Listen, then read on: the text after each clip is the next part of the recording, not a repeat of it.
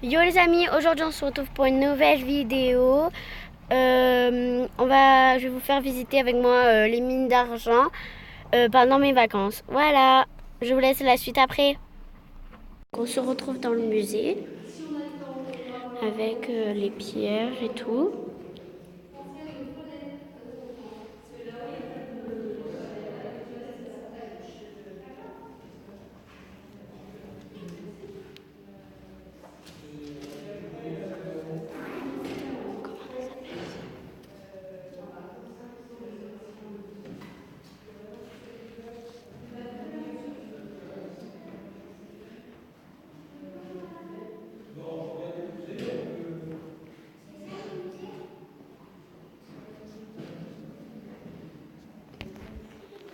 Ça c'est la serrure et clé de la porte.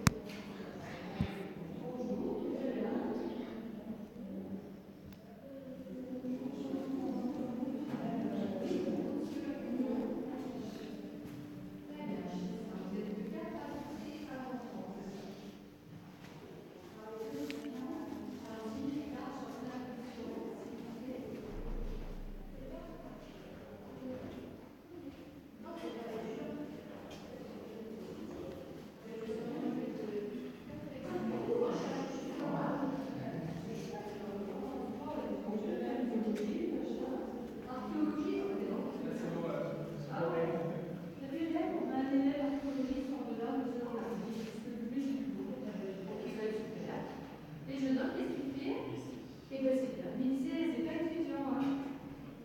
Ouais, parce que t'es en quoi? Ouais, mais c'est pas étudiant, je peux pas vous faire parce que l'étudiant c'est après par rapport. C'est les euros là-dessous en fait, c'est ça. Alors je comprends, il y a un étudiant pour l'année prochaine.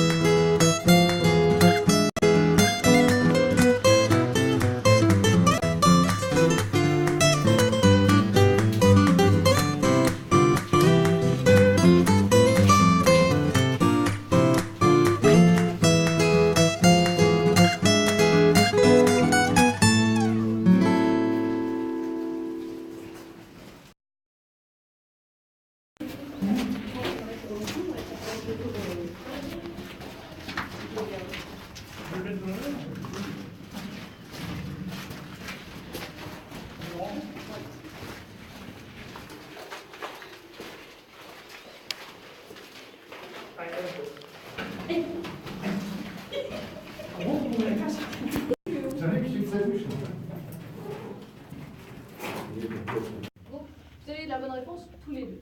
En fait, notre poudre noire, si on la met juste là sur la roche, elle sert à rien. Il fallait qu'on creuse des trous comme celui-là. Est-ce que vous pouvez montrer un petit peu? Des trous comme celui-là pour pouvoir mettre la poudre à l'intérieur et faire exploser un morceau de roche à peu près de cette taille. Donc pour faire ces trous, effectivement, on utilisait un burin. Burin, baramine, fleuret, c'est à peu près la même chose. Hein. Ça serait peut-être différent pour la même chose. Et on tape dessus avec un marteau ou une masse. Alors moi je vais vous faire essayer avec celui-là. Pensez qu'eux ils utilisaient la grandeur nature. Ah, c'est pas vous qui faites le pont? Ah non, sinon je le ferai tous les jours. Moi je vais demander 2 volontaires là. Parce que c'est trop difficile à refaire pour le forgeron. Vous savez, c'est un gros. Ici le burin c'est super simple. Il suffit de faire chauffer, taper 2 fois dessus pour que ce soit à nouveau plat et pointu au milieu. Et c'est tout. Une fois que notre trou était terminé, c'était pas encore fini. On mettait la poudre à l'intérieur. Pour tasser cette poudre, on n'utilisait jamais des outils en ferraille, simplement des outils en bois pour pouvoir éviter les étincelles. Alors, je voulais vous montrer avec mon marteau, mais éviter. Donc imaginez bien que si je fais taper mon marteau juste sur la roche, là, ça fait énormément d'étincelles. Donc s'il y a un peu de poudre par terre, une étincelle et tout explose. Vous n'avez pas vraiment vu tout ça. Et bim. Exactement. Une fois que la poudre était à l'intérieur, on bouchait avec un bouchon d'argile et on laissait échapper une petite mèche pour allumer et aller se cacher un peu plus loin. Sauf que cette mèche, elle avait une deuxième utilité. Elle permettait de faire exploser plusieurs trous en même temps. Celui qu'on a fait, par exemple, un autre par là, d'autres au-dessus, d'autres derrière moi, environ 3 ou 4 en même temps. Comprenez bien que si on met des mèches de même longueur sur chaque trou, tout explose en même temps et on ne sait plus qui a explosé, qui n'a pas explosé. Sauf que dans cette mine, vous l'aurez remarqué, il y a énormément d'humidité. L'humidité peut ralentir la combustion de notre mèche et quelquefois, on pense que tout a explosé et il reste un dernier trou qui nous attend bien sagement pour nous exploser au visage. Vous n'avez pas vraiment dit ça non plus. Donc on mettait des mèches de différentes longueurs pour compter le nombre d'explosions et s'assurer que tout avait explosé avant de revenir sur les lignes. C'était quand même plus sécurisant. Toute cette technique là qu'on vient d'expliquer, ça permettait d'avancer au grand maximum d'1 mètre par semaine. Là on a fait 200 mètres depuis l'entrée, à peu près.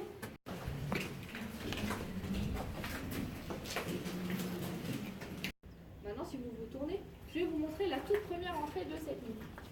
On va attendre que vous tourniez pour ne pas vous mettre vers les yeux. Ça, c'est le tout premier filon qui a été trouvé au Moyen-Âge. Au début, ils entraient par ici, sauf que l'entrée a été complètement bouchée par toutes les chutes de pierre à l'extérieur. Ils ont ensuite créé cette sortie par laquelle on sortira tout à l'heure.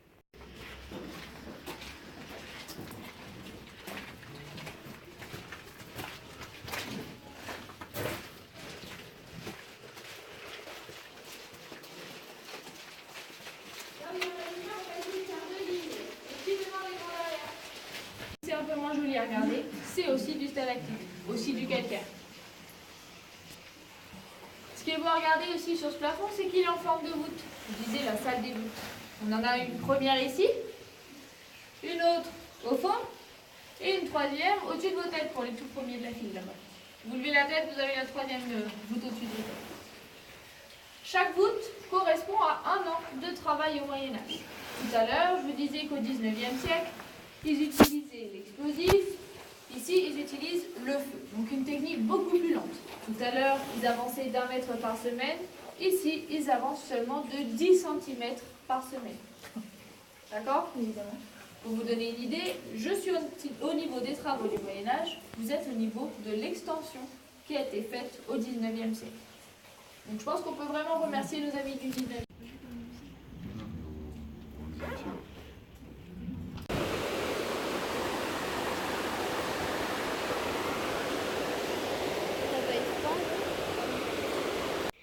Donc j'espère que cette vidéo vous aura plu.